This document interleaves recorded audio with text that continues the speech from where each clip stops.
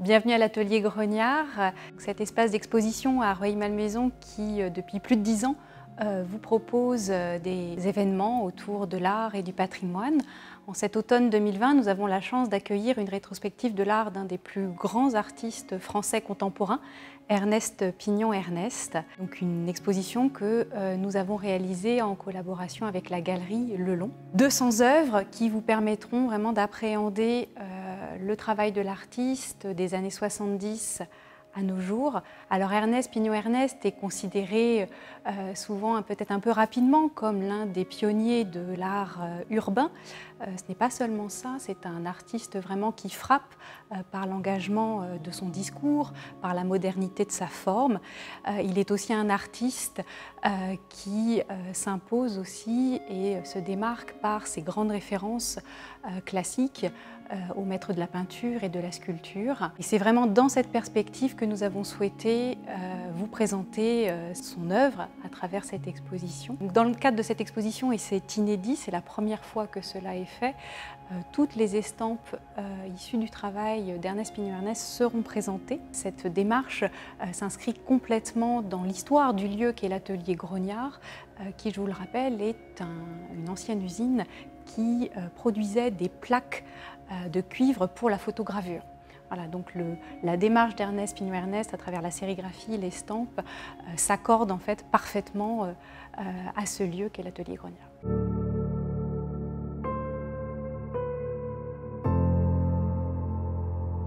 Mon enfance est à Nice. Je suis à Nice, donc j'ai cette chance déjà, ouais. Un quartier très populaire de Nice, très lié à la mer et au port de Nice. Je suis complètement autodidacte. Je quitte l'école à 15 ans et ma formation, ça s'est fait au fil des découvertes, quoi. Voilà. Donc c'est la première découverte vraiment. Comme je suis dans un milieu qui n'est pas particulièrement cultivé, qui n'a pas cette culture un peu sophistiquée de la peinture ou de la musique. Je veux dire, on a une culture qui est plus dans ma famille, qui est basée sur le sport. Tous mes frères et sœurs, on a tous fait des compétitions. Voilà.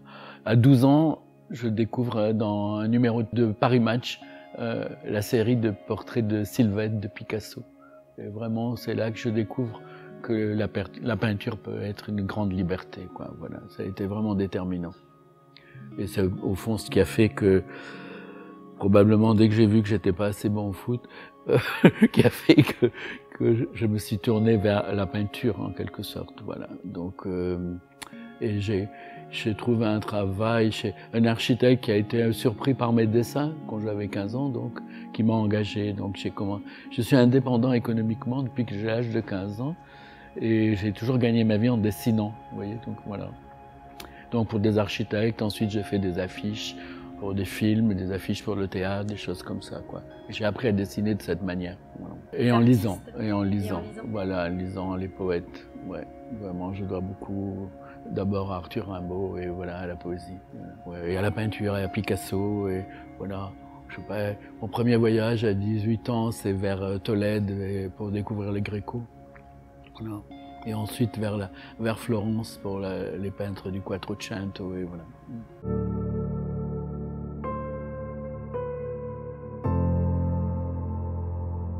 J'avais fait d'autres interventions avant, sur les routes, dans Avignon. Mais jusque-là, j'avais travaillé avec des pochoirs ou en collant des dessins originaux. C'est en voulant traiter de la semaine sanglante de la Commune de Paris que je détermine cette technique qu'on va retrouver tout le long de l'exposition, de très grande sérigraphie. L'œuvre, dans ce que je propose, c'est pas le dessin lui-même, ce sont les lieux eux-mêmes, travaillés par la présence du dessin. Le dessin vient en quelque sorte les révéler, faire remonter à la surface la mémoire enfouie du lieu. Je travaille j'appréhende le lieu à la fois d'un point de vue plastique et puis du point de vue de son histoire, de sa symbolique. Et là, donc, j'avais travaillé sur le plan de Paris, repéré les derniers lieux des dernières barricades de la semaine sanglante de la Commune, et j'ai dessiné cette image de gisant un peu intemporelle et que j'ai placée dans ces lieux comme une espèce d'hommage comme ça, et en faisant des anachronismes volontaires. Là, bien entendu, le Sacré-Cœur, où j'ai collé au Père-Lachaise, à la butte aux Cailles, ce sont des liens directs avec la Commune de Paris. Par contre, l'escalier du métro Charonne, c'est une référence à la guerre d'Algérie. Je fais des glissements historiques, quoi, des anachronismes volontaires. J'étais un peu limité dans la technique de pochoir. Je trouve les pochoirs assez binaires. C'est souvent très noir et blanc, c'est une découpe, ce sont des images un peu pauvres. Bien que maintenant, il y a des artistes comme C215, Jaffa Aerosol, qui ont su faire vibrer un peu, faire des pochoirs plus sensibles, voilà, avec des demi-teintes et tout ça. Moi, je n'étais pas habile avec ça. Je tiens, et ça s'est confirmé après dans mon travail, à investir beaucoup plus dans l'image que je ne pouvais faire avec des pochoirs, qui étaient des images toujours un peu simples. Voilà. Donc là, ça me permettait de faire un dessin, comme je vous disais, qui a un caractère presque un peu intemporel. C'est un gisant. Bon, je l'ai dessiné en pensant, on le voit sur les dessins, en faisant référence aux morts de la commune, mais enfin c'est plus universel, quoi. C'est l'image du gisant. Et puis, ça s'est confirmé après. J'aime bien cette espèce de caractère un peu agressif qu'il y a à coller des centaines d'images dans des lieux publics, des lieux qui ne sont pas à moi, que nous partageons. Et j'aime bien cette possibilité, avec le papier, que les gens puissent les refuser. Et la fragilité fait partie de ma proposition. J'ai été arrêté 3 fois de cette nuit-là. C'est la nuit où j'ai collé ça, j'ai été arrêté 3 fois. J'ai collé toutes les nuits pendant une semaine, mais j'avais pas pensé faire de photos. Pas du tout. J'ai collé, et puis la dernière nuit, parce que j'avais prévu beaucoup de choses, le Père-Lachaise, le Sacré-Cœur, le métro Charonne, il m'a manqué de la colle, et je suis allé chez Pierre Tillman, c'est un poète que je connaissais parce qu'il est de Toulon. Dans la nuit, je ne vivais pas à Paris, je ne savais pas où trouver de l'eau. Et je suis allé chez lui pour faire de la colle. Et là, il y a un de ses copains qui est arrivé de Toulon, qui me dit « Mais qu'est-ce que tu fais ?» Je lui raconte. Il me dit « Je peux venir ?» Et c'est grâce à lui que je sais. Je n'avais pas envisagé photo. Vous voyez, c'est-à-dire que mon travail vient des gens du théâtre plus. Il y a, à cette époque, on employait le mot happening, vous voyez. Maintenant, on dit performance. C'était plutôt dans cet esprit. Et je pensais pas qu'un jour on les exposerait, vous voyez. C'était des actions comme ça. Comme du théâtre politique dans la rue, quoi, vraiment.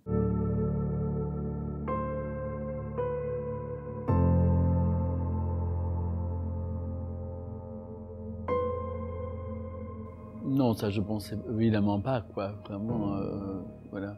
Maintenant, elle est dans plusieurs centaines de livres, quoi. Il y a une jeune femme qui a fait une thèse là-dessus, c'est incroyable, tout ce qu'elle a trouvé. L'œuvre complète de Rimbaud aux États-Unis, au Mexique, on va vraiment, c'est... Même les grandes manifestations des étudiants à Santiago du Chili. Là, il y a quelques mois, j'ai vu une photo dans Le Monde, ils collaient mon image de Rimbaud qu'ils avaient reprise. Voilà. C'est devenu une espèce d'icône comme ça, voilà.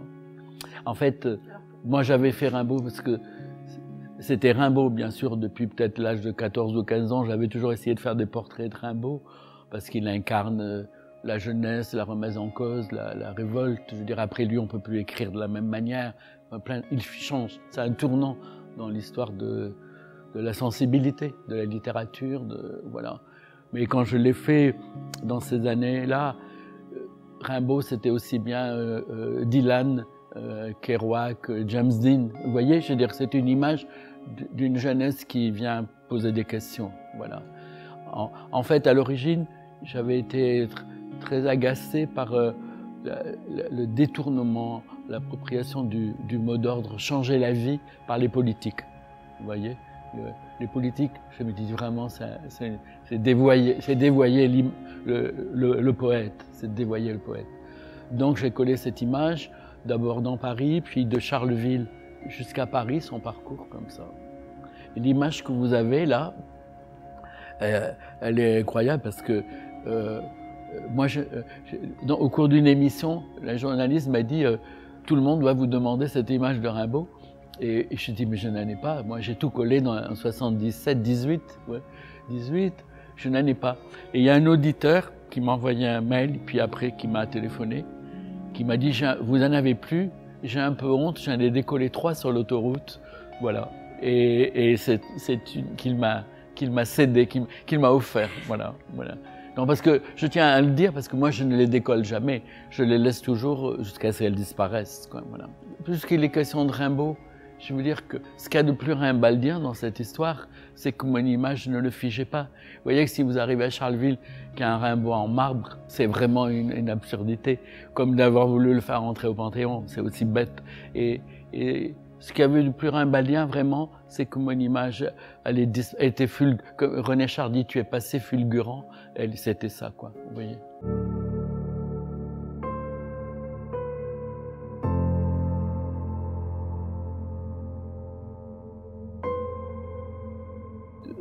Chaque fois, le lieu a une relation avec son œuvre cinématographique, sa poésie, ses romans ou sa vie, ou des moments de sa vie. Là, c'est un lieu près de chez lui qu'il a hanté, qu'il a habité. Pendant que je collais, un type à 3 heures du matin, un boulanger, m'a dit « C'est Pasolini ». Vous savez, je le croisais ici souvent. En plus, je tenais à ce qu'il y ait à la fois cette relation à l'église, et puis ces graphes rouges assez violents, très contemporains, comme ça.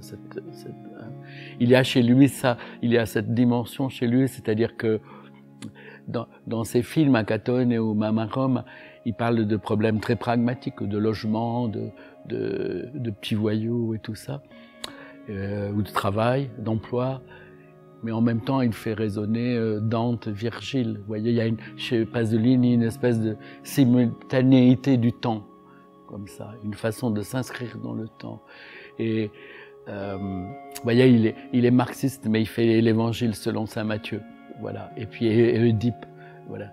Et il y a chez lui cette relation que j'essaie de rendre présente dans mon travail aussi, qui est une permanence aussi, une relation à l'histoire de l'art, tout le temps, voilà. Et une façon, une sensualité, une approche très charnelle des gens, des lieux, qui presque paradoxalement révèle le caractère sacré de l'individu, de l'homme, quoi. Vous voyez, je veux dire, il y a ça chez lui. C'est une espèce, Pasolini, c'est une espèce d'oxymore incarné, quoi. Je veux dire qu'il y a chez lui Karl Marx et Jésus-Christ, le désir tout le temps d'analyser les choses, et en même temps la passion, vous voyez, et à la fois des choses très sophistiquées et des images très simples, très coup de poing. Il y a tout le temps chez lui ces espèces de contradictions très, très violentes. Je me rends compte qu'il y a 40 ans qu'il est mort, un moment. Je dis, mais ça va être l'anniversaire de sa mort. Il y a 40 ans, et il nous a annoncé cette espèce de dégradation anthropologique, cette dégradation culturelle que nous vivons. Pour les Italiens, l'image de Berlusconi, vous voyez, je veux dire, Pasolini meurt avant Berlusconi. Il l'a pas connu, mais en fait, si on le lit, on voit qu'il nous l'annonce, quoi. C'est la Sibylle, voilà.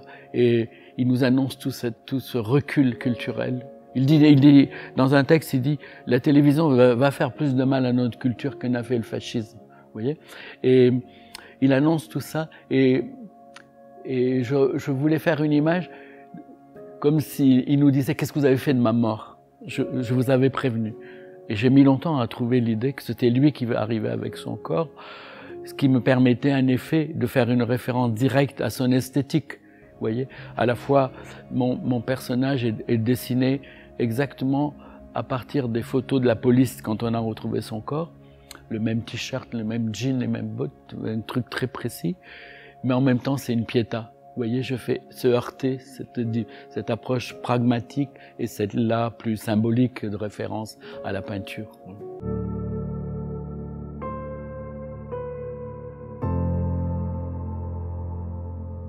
Je suis allé à Naples à cause d'un travail précédent qui m'avait fait apparaître que le fait de ne pas avoir de culture religieuse était un manque, un manque pour quelqu'un qui travaille sur l'image. Voilà. Et ouais, le dogme de l'incarnation, c'est très important pour les peintres. C'est un cadeau. Un cadeau, c'est bien d'être né dans la sphère chrétienne, même si on n'est pas croyant, quand on fait de la peinture. Voilà. Donc je suis allé à Naples un peu pour ça. En fait, plus précisément à cause de la musique. J'avais entendu une émission sur la musique napolitaine à France Culture et pas découvert. Cimarosa, Pergolèse et surtout Gesualdo. Gesualdo, ça m'avait pas mal troublé. Et puis, dans la même émission, Sole Mio. Donc, je m'étais dit qu'une ville qui sécrète à la fois des musiques aussi riches, aussi sophistiquées et des chants aussi populaires devait être une ville formidable. Voilà, donc, comme j'ai cette grande liberté, je suis parti à Naples 2 jours après. J'étais très impressionné. J'ai cru que j'étais arrivé à un jour exceptionnel, vraiment. J'ai appelé ma compagne, j'ai dit il a dû se passer quelque chose, il doit y avoir une grève générale ou quoi. C'est un bordel incroyable. Après, je me suis rendu compte que c'était tout le temps comme ça. C'était tout le temps comme ça. C'est une ville d'une grande richesse.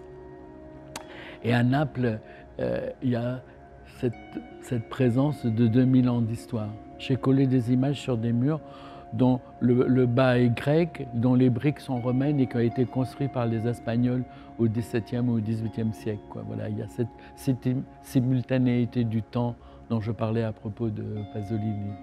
Voilà. Donc, à Naples, j'ai mis plusieurs années parce que c'était très complexe à appréhender. J'ai lu beaucoup. J'ai lu une centaine de livres pour mon travail de Naples, de Virgile, au fond l'Énéide, jusqu'à le dernier des Ri de Luca. Voilà, voilà. Et, dans l'Énéide, Virgile déjà met l'enfer sous Naples. Il y a cette idée de la mort en permanence à Naples. C'est pas le seul. Dans son roman, Laurent Godet fait la même chose. Il met l'enfer sous Naples. Voilà. Et donc, se sont imposés à Naples 2 thèmes essentiels, cette présence de la mort et les représentations de la mort dans les mythologies grecques, mythologie romaine, mythologie chrétienne, et cette propension à vénérer les femmes. Voilà, donc j'ai travaillé sur ces 2 thèmes essentiels. Pour les 2 thèmes, j'ai été amené, s'est imposé cette présence de Caravage, Ça, c'est Naples qui amène ça, cette espèce de confrontation permanente à Naples entre les ténèbres et la lumière, cette ville ensoleillée, à la fois très sombre, tout ça, cette sensualité de la ville, cette présence de la mort aurait dû m'amener dès le premier jour à penser Caravage, quoi. Mais d'ailleurs, la première image que je colle, que vous avez là dans la salle, c'est une citation du David et Goliath de Caravage, que Caravage aurait peint à Naples, dans lequel il se représente lui-même la tête tranchée. Et j'ai mis en parallèle la tête de Pasolini, un peu comme si tout mon travail là, tout mon travail napolitain était mis sous le parrainage de ces 2 artistes, voilà. Qui ont en commun, on le verra avec la mort de la Vierge là, qui est dans la salle aussi, d'avoir traité les grands rites chrétiens, non pas comme des choses exceptionnelles, mais vécues par les gens de la rue. Les gens de la rue. Parce qu'on voit ça dans le cinéma de Pasolini, dans la peinture de Caravage, notamment dans La mort de la Vierge. Voilà, voilà. Voilà. Ces images, donc, les images de la mort, je les ai traitées sur plusieurs années, au fur et à mesure que je comprenais mieux la mentalité et l'histoire napolitaine, et que je connaissais mieux les lieux et leur signification. Et mes dessins, je les élabore toujours dans la perspective de des endroits dans lesquels ils seront écrits, qui font partie même du dessin. Je veux dire, quand je fais ce dessin-là, je mets un temps à élaborer ce dessin, à prendre en compte la façon de traiter la lumière et l'ombre chez Caravage. Voilà, j'ai essayé d'assimiler cette façon, comment la lumière circule sur la peau, sur le tissu, tout ça. Mais quand je fais ce dessin, je sais que je ne vais les coller, ces dessins-là, que dans des endroits, que dans des rues dont le sol est fait avec ces grandes dalles noires qui font plus de 80 cm, qui sont là depuis des siècles et qui sont la lave du Vésuve. Vous voyez. Et je joue, au fond, je sais qu'il y a 30 mètres carrés noirs qui vont faire partie de mon dessin. Vous voyez, c'est comme si le lieu faisait déjà partie de mon dessin pendant que je l'élabore. Et je joue sur cette confrontation entre la fragilité de la main que j'ai dessinée là, qui est imprimée sur un papier très fragile, et ces dalles qui sont là depuis des siècles, et leur force symbolique, le lien avec le Vésuve. Le fait que je les colle dans des lieux, j'en ai collé donc une trentaine qui dessinent un parcours à travers la ville, qui vont d'églises qui sont des ex-voto du tremblement de terre, ou des ex-voto, comme c'est le cas ici, de la Grande Peste, vous voyez. Voilà. Et je colle, donc je prends tout ce que je viens de dire pour dire que je fais une appréhension du lieu très physique, en prenant en compte toute sa symbolique. Et en même temps, je ne les ai collés que dans les nuits du jeudi saint et du vendredi saint, de manière à ce que cette découverte dans un contexte qui intervient dans la lecture de l'image. Caravage s'impose à cause de, je le disais, de la lumière. On dirait que ce sont les ténèbres qui déterminent les corps. Ouais, chez lui, cette sensualité, avec tout le temps cette présence de la menace de la mort. Voilà, il y a ça. Donc là, je l'ai... pour croiser le parcours sur la mort, le parcours sur les femmes, j'ai traité de cette image qui est une citation de Caravage. C'est un tableau qui était fait pour une église de Rome, qui a été refusé, et nous avons la chance, nous l'avons au Louvre. Voilà, voilà. Ce dessin est intéressant, pas comme un dessin, mais parce qu'on y voit le problème que pose l'image dans la rue, le fait qu'on ne les découvre pas frontalement. Vous voyez, c'était collé donc dans une petite rue de Naples, très étroite. Le dessin était abordé en biais, comme ça, et ça oblige à inscrire le corps dans un espace particulier, à faire des distorsions.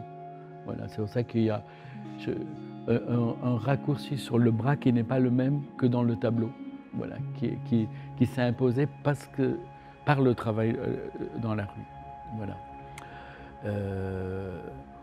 Sinon, il s'est passé ça dans cette ville, à propos de ce dessin, c'est que j'avais du mal à mettre le corps d'une femme seule dans la rue de Naples. C'était impossible, comme ça fonctionnait pas. Dans le tableau qui est au Louvre, il y a au premier plan une Marie-Madeleine qui fait le passage entre l'espace du tableau et les gens qui regardent.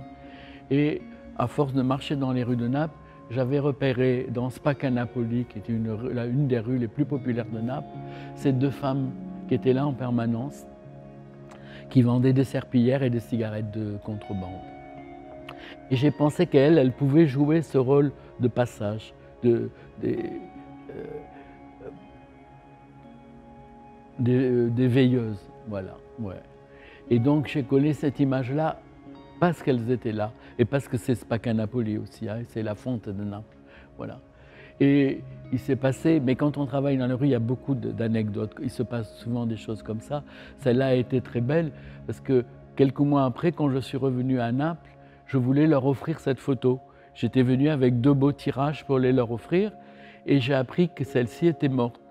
Comme j'avais la photo, dans la nuit, je l'ai dessinée là où elle était tous les jours. Voilà, cette image-là. Et ça, c'est devenu presque une image sainte dans le quartier. Les gens voulaient mettre une vitre dessus, enfin, c'est devenu voilà. Et bêtement, moi, je leur ai dit non, non, mais pas de vitre, vous la laissez. Et ils m'ont dit oui, mais si elle se détruit, j'ai dit je reviendrai. Et donc, 2 ans après, je suis revenu la redessiner. Et entre-temps, dans le petit tabernacle qui était là, ils avaient mis la lumière et sa photo. C'était devenu vraiment presque une image sainte, quoi. Voilà.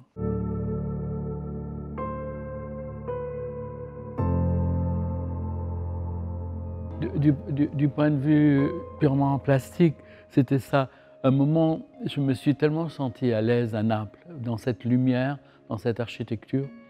J'avais l'impression que c'était une ville pour moi. D'ailleurs, j'ai toujours ce sentiment. C'est ma ville, quoi, vraiment. Et je craignais, je me demandais un peu si je n'avais pas trouvé un système. Donc, je me méfiais un peu de ça. Et comme un pari, je me suis dit, je vais travailler sur un univers complètement différent, très contemporain. Parce qu'à Naples, tout est chargé d'histoire. Ça a 2000 ans, n'importe quelle pierre. Et là, ces cabines de téléphone, c'est un truc qui a quand même disparu. C'est vraiment le truc superficiel, une espèce de modernité artificielle qui a tenu que quelques années. Ce côté vert, métal, un peu aseptisé et froid, était intéressant en contraste, quoi. C'était un peu un pari. En même temps, je l'avais ressenti comme un lieu chargé de cette période-là, un peu dramatique. C'est simplement, j'avais vu une femme raccrocher la nuit. J'ai vu qu'elle a raccroché et j'ai pensé qu'il s'était passé un drame. Vous voyez, je veux dire, et c'est un lieu presque théâtral, surtout la nuit. C'est-à-dire que les gens sont comme sous verre avec cette lumière qui tombait dessus. Et voilà, c'est comme ça que j'ai déclenché le travail. C'est une façon de parler aussi de l'homme, de l'humain dans la cité, de la solitude, de la grande ville et de ce qu'elle porte de déshumanisation, quoi. Voilà, il y avait cette idée-là. Voilà. Donc je suis parti là-dessus, très simplement.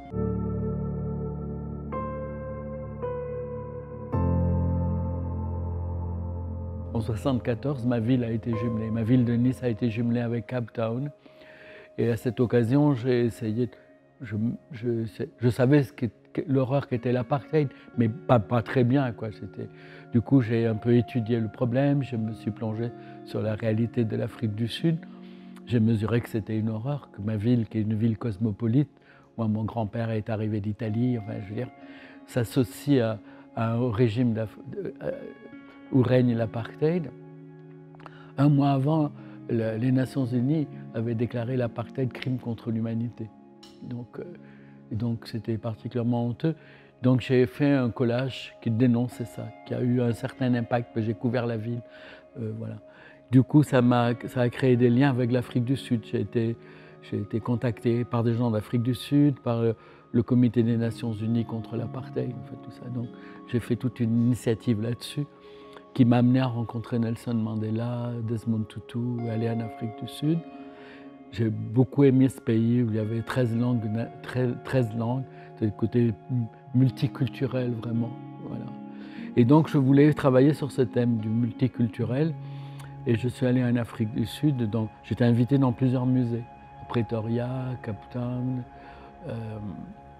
Et là, chaque fois que je montrais mon travail, les gens me disaient, avec ce qui nous arrive ici, cette pandémie de sida, travaillez avec nous sur le sida.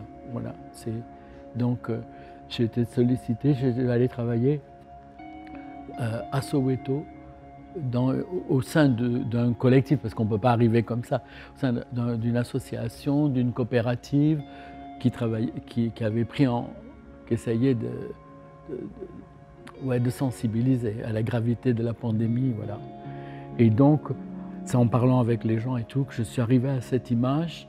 Ça arrive à une espèce de piéta, parce que je me suis convaincu des rencontres et tout, que tout reposait sur les femmes. Et donc mon dessin est constitué que la femme est une espèce de colonne, tout s'appuie sur elle. Ça a l'air toujours très réaliste, mais les mains sont 2 fois trop grandes, tout repose sur elle. Voilà, l'idée c'était ça. Il y avait cette idée-là, et se superpose une autre. Un des collaborateurs de Nelson Mandela, que j'ai rencontré dans les enquêtes qui précédaient ce travail, il m'a dit, vous savez, nous avons vaincu l'apartheid, nous saurons vaincre le sida. Et ça m'a convaincu qu'il fallait effectivement faire de la lutte contre le sida une espèce de grande cause nationale comme avait été l'apartheid. Voilà. Et j'ai essayé de superposer ces 2 idées. Et l'image de l'apartheid, elle est incarnée par la mort de Hector Peterson, un jeune garçon en 1973, tué par la police. Voilà. Et il y a un de ses copains qui le prend dans ses bras et qui part en courant. Cette image, elle a incarné l'apartheid dans le monde entier.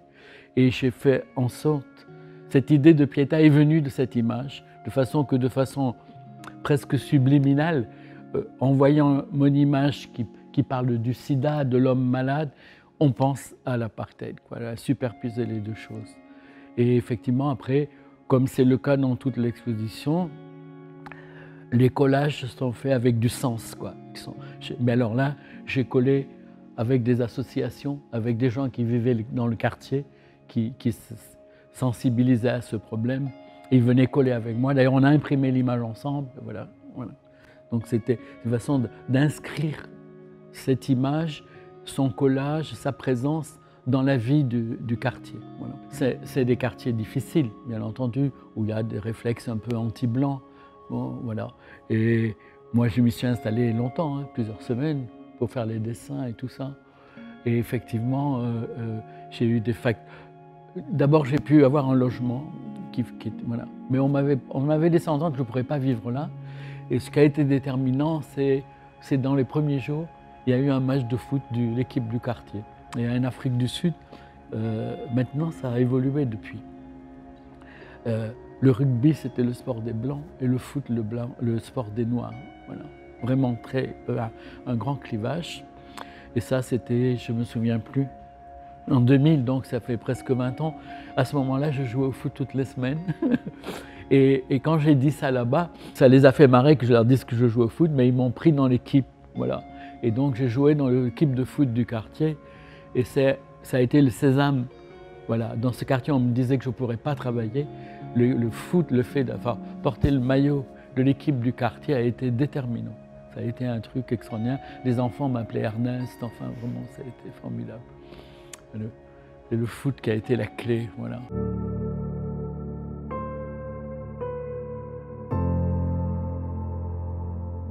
Oui, on le voit tout le long du parcours.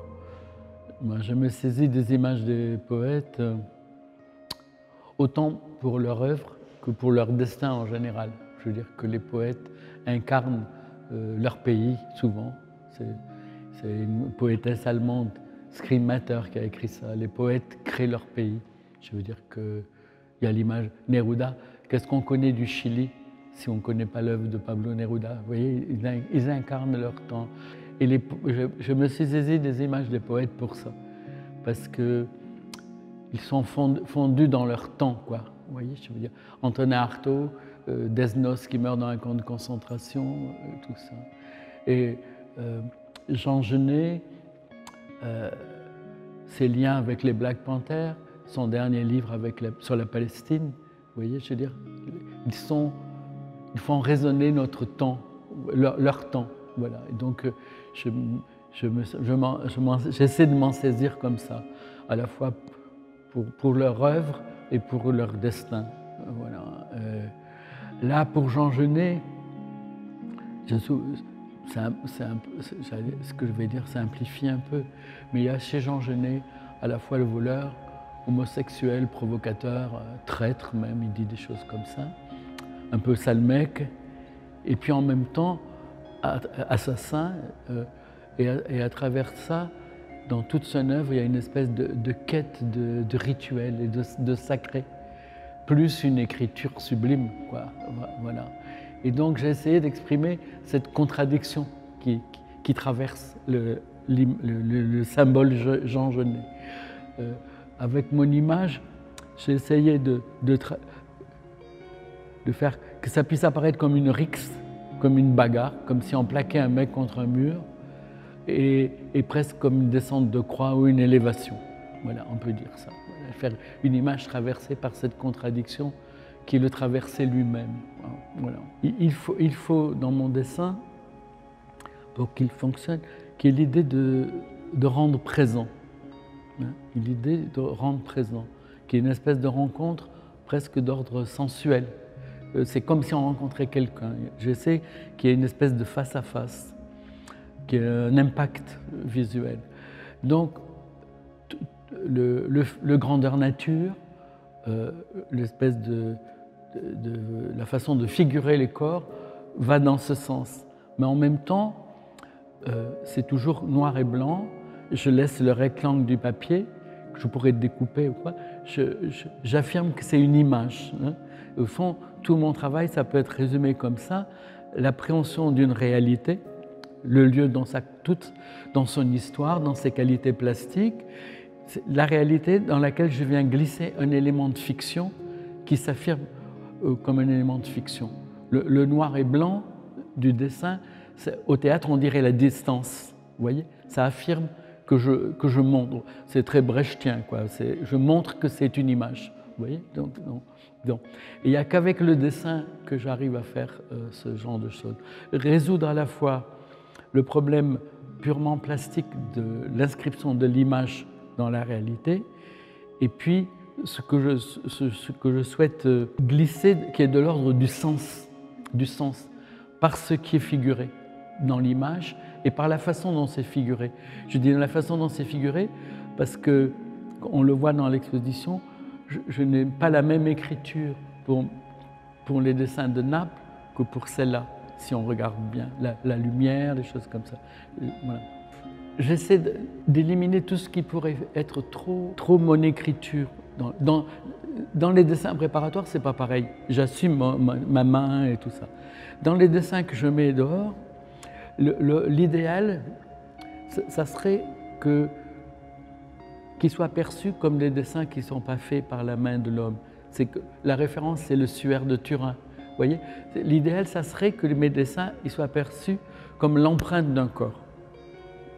C'est pour ça que c'est grandeur nature, noir et blanc, tout ça. Parce que dans l'idée de l'empreinte, il y a ce qui devrait y avoir dans mon travail en général, l'idée qu'il y a eu quelqu'un et qu'il n'y est plus. C'est-à-dire que l'empreinte dit à la fois une présence et une absence en même temps. Moi, à partir de la lecture de ce que je connais de l'œuvre, quelquefois du visage du poète, quelquefois, pour Genet, je ne l'ai pas fait, mais quelquefois, je l'ai fait pour Rimbaud, je l'ai fait pour Desnos. Je dessine et puis je cherche une image. Je cherche, voilà, on le voit pour Pasolini. J'ai mis longtemps avant de trouver cette idée que c'était lui-même qui portait son corps. Pour Genet, peu à peu est venue cette idée de cette contradiction qui serait un peu la métaphore, l'expression de la contradiction qui traverse son œuvre. Voilà. Donc je fais des petits croquis, des petits dessins. On en a là dans l'exposition où j'essaie de caler, de trouver une position qui fonctionne.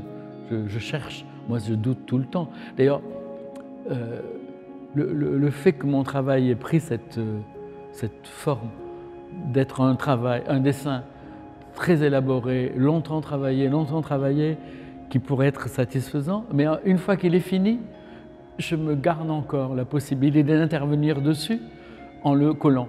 Je sais qu'en le collant, je vais encore travailler son sens, hein, selon où je le colle. Vous voyez, c'est comme si je pensais toujours que ce n'est pas suffisant. C'est une espèce de doute permanent dans mon travail. À partir des croquis que nous avons là, quand j'ai repéré des attitudes tout ça, qui sont bien, je construis d'abord au fusain, mais le fusain, ça s'efface. Il doit en rester des trucs ici, ouais, il y en a encore là. Le fusain, ça part très vite, quoi. Ça tient pas beaucoup. Donc je le construis au fusain, hein, et puis après, je reviens quand les choses sont en place avec la pierre noire, qui est un noir beaucoup plus compact, qui tient mieux, qui permet plus de contraste. Hein. Là, ce que je ne fais pas souvent, mais c'était dans la perspective de la sérigraphie, j'ai mis quelques réaux de blanc pour accentuer les contrastes, parce que la sérigraphie, c'est beaucoup plus contrasté, c'est noir et blanc, quoi, vraiment. Et donc, en fait, je dessine simplement au crayon, simplement, c'est mon travail de nappe qui m'a amené à ça, à cause des dessins que je collais dans les rues. Je me suis forgé un outil qui est une gomme d'une dizaine de centimètres dans laquelle je fais des dents qui me permet de modeler les choses comme ça, de travailler le corps, voilà, de donner des mouvements de dents, comme si je faisais circuler la lumière. Pendant des années, toutes les premières qu'on voit dans l'exposition, c'est moi qui les ai imprimées, parce qu'on ne trouve pas facilement quelqu'un qui a un écran de ce format. Quelquefois, je l'ai fait sur place. En Afrique du Sud, on a construit exprès. Pareil au Chili aussi, enfin, voilà, fabriquer le cadre sur place. Voilà. Et là, par contre, j'ai dû trouver des gens qui avaient un très grand écran. Voilà. C'était des bricoleurs, un truc. C'est souvent un truc un peu marginal, la sérigraphie. Vous voyez, c'est la technique qui était à l'atelier des Beaux-Arts en 68. C'est la seule technique qui permet de faire des grandes images comme ça qui ne coûtent pas cher. Voilà, voilà. Qu'on peut se fabriquer soi-même.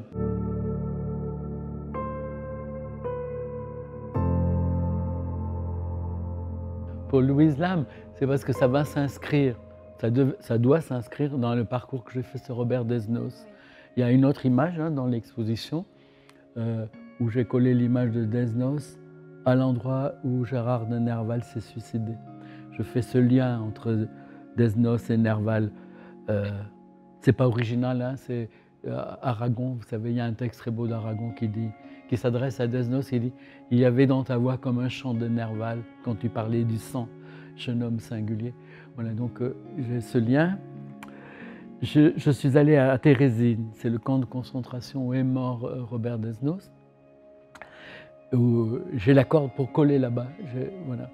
Mais je me suis dit, je ne peux pas terminer pour Robert Desnos encore avec une image de la mort.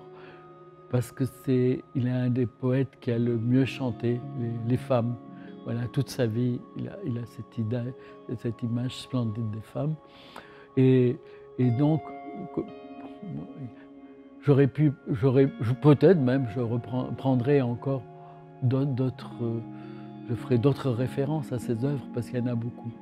Mais j'ai bien aimé son personnage de Louise Lam.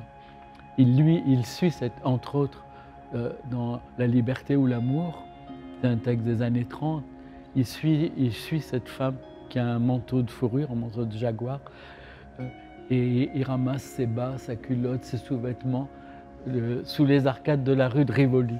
Voilà, c'est une marche très très belle qui va se terminer après un détour dans les Tuileries.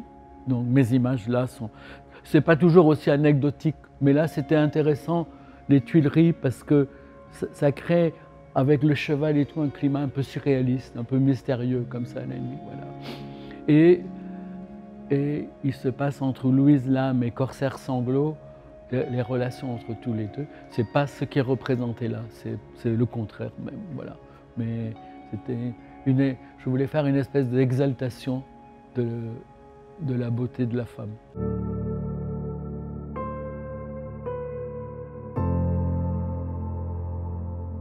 Au fond, c'est la même chose que ce que je fais dans la rue. C'est pas pour être dans la rue à tout prix. Je veux dire, en général, je mets mes images en relation avec des lieux. On l'a vu plusieurs fois pour la qualité du lieu, pour son histoire et tout ça. Là, il allait de soi que des dessins inspirés des textes des grandes mystiques, je ne pouvais pas les mettre dans la rue. Donc, je les inscris dans un lieu qui correspond. Je veux dire que j'ai créé cette espèce d'interaction entre le lieu et mes images. Ça vient complètement de Naples, c'est-à-dire que mon travail de Naples m'a amené à lire les évangiles, une grande partie de la Bible, les exercices spirituels de Loyola, c'est à partir de là, Saint Jean de la Croix, et de Saint Jean de la Croix, Thérèse d'Avila. Et là, ça m'a vraiment beaucoup intéressé, beaucoup troublé, j'ai beaucoup aimé ça. Je suis un croyant, un athée contrarié. Et de là, je me suis mis à lire d'autres grandes mystiques. Donc, Hildegard Bingen, Madame Guyon, beaucoup, Marie de l'Incarnation, voilà. Donc, j'ai lu ces textes-là. Et puis, bien entendu, je connais la Thérèse du Bernin, voilà, qui était la référence. Donc, j'ai essayé d'exprimer ça, voilà. Donc, ça a duré, je sais pas, 3 ans, 4 ans. Entre-temps, je faisais autre chose. Entre-temps, je suis allé en Afrique du Sud, enfin, mais voilà. Donc, je me suis plongé dans ces lectures, de beaucoup d'autres choses aussi, de Claude-Louis Combet, de Jean-Noël Vuarnet, de tous les gens qui ont écrit là-dessus. Et j'ai essayé de traduire ça avec le dessin d'abord. Non, je dis que j'ai failli abandonner souvent parce que chaque fois que j'allais aller à Rome, j'allais voir la Thérèse du Bernin. Et quand on a ça dans le rétroviseur, on dit bon, bah, j'arrête, quoi. C'est pas possible. C'est vraiment pas possible. Donc, ça me décourageait complètement. Et donc, il s'agit, c'est simplifié, hein, simplifié. Il y a ce qu'il y avait d'intéressant pour moi comme pari pour quelqu'un qui fait des images, c'est comment représenter des corps qui aspirent à se désincarner. L'idée, c'est ça. Ce refus du corps chez ces femmes qui, en même temps, écrivent, veulent les épouses du Christ, veulent partager les douleurs de la passion, qui sont une grande sensualité, parce que le masochisme catho est sans limite quand même. C'est vrai, elle s'inflige. Toutes, si on lit ce qu'elle s'inflige des choses incroyables qu'on ne peut pas imaginer. C'est inouï. C'est très troublant. C'est très troublant. Et donc, j'ai essayé dans mes dessins, pour mon plaisir alors du dessin, d'avoir un modèle et de dessiner, d'exprimer tout ce qui est de l'ordre des épouses du Christ. J'ai essayé toute cette part de sensualité, de la mettre dans mes dessins. Mais pour exprimer cette contradiction, je butais là-dessus longtemps. Je n'y suis arrivé que lorsque j'ai pensé qu'il fallait que je travaille le support sur lequel il y a les dessins. Vous voyez? Je veux dire, et quand j'ai travaillé la forme des feuilles, qui est comme en contradiction, le corps est très présent, très sensuel, et j'ai travaillé la forme des feuilles qui suggère une extase de l'espace, vous voyez, une fluidité complètement. Voilà. Et là, c'était une amorce de la solution.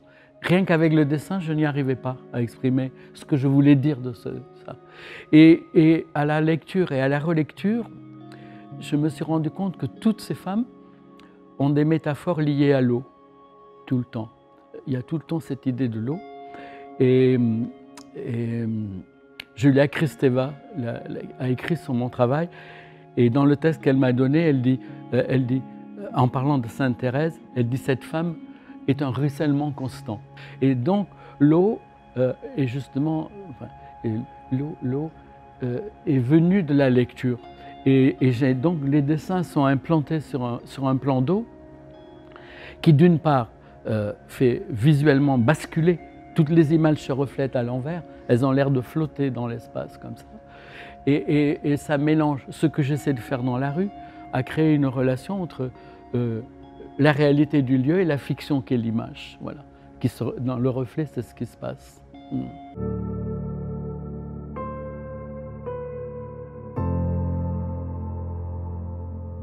Dans définition, il y a un peu finition, quoi. Je ne sais pas vraiment définir mon travail, non, sincèrement. Je veux dire qu'au début de l'exposition, je disais, je suis devenu artiste probablement à cause de Picasso. Ça a été une révélation. Guernica, c'est un choc dans ma vie. Mais si je ne fais pas de peinture, c'est à cause de lui. Le sentiment qu'après lui, tout est un peu dérisoire. J'ai toujours ce sentiment d'ailleurs. Aux 90% des œuvres que je découvre, je me dis vraiment, mais Picasso a fait le tour. Vraiment, j'avais ce sentiment. Donc si cette espèce d'approche de réalité qu'est mon travail a pris cette forme, c'est par ce constat, quoi. Alors, si je résumais, mon travail, c'est, j'ai dit en cours de route, c'est une espèce d'approche de la réalité des lieux dans toute leur complexité, leur réalité physique, visuelle et leur histoire, et puis glisser une fiction dedans. Voilà, un peu ça. Parce que dans mon travail, je pose les questions que posent les artistes contemporains. Mon travail n'est pas sans rapport à propos, mettons, de la mémoire et de l'histoire avec ce qu'a fait Boltanski. Vraiment, je me sens très proche de ça, de prendre en compte l'histoire d'une rue de Naples. Ouais, c'est de cet ordre-là. Et en même temps, quand j'inscris une image dans un lieu, je travaille le lieu plastiquement, exactement comme le dit Buren. Voilà. Faire du lieu un espace plastique, voilà. Simplement, je travaille le lieu plastiquement, j'essaie de le travailler aussi au niveau de son sens, de sa symbolique, quoi, en même temps. Mais je pose ce même type de questions que l'art contemporain, et je ne peux pas éviter complètement l'idée de l'art urbain et de la rue, bien entendu. Quand on dit street art, moi je déteste, parce que dès qu'il y a un mot anglo-saxon, c'est notre mentalité de coloniser. On dirait que tout a commencé aux États-Unis. Je fais ça, moi, dès les années 60, donc ça m'agace un peu de toute façon. Mais littéralement, j'essaie de faire de la rue une œuvre d'art. Donc littéralement, je fais du street art, mais j'ai quelques réticences parce qu'une grande partie des gens du street art, en gros, en simplifiant, ils disent qu'ils font de la rue une galerie. Ils exposent des dessins dans la rue. Moi, j'ai jamais eu cette idée-là. Je n'expose pas des dessins dans la rue. Je fais de la rue l'œuvre même. Et c'est la présence de mon dessin qui le révèle.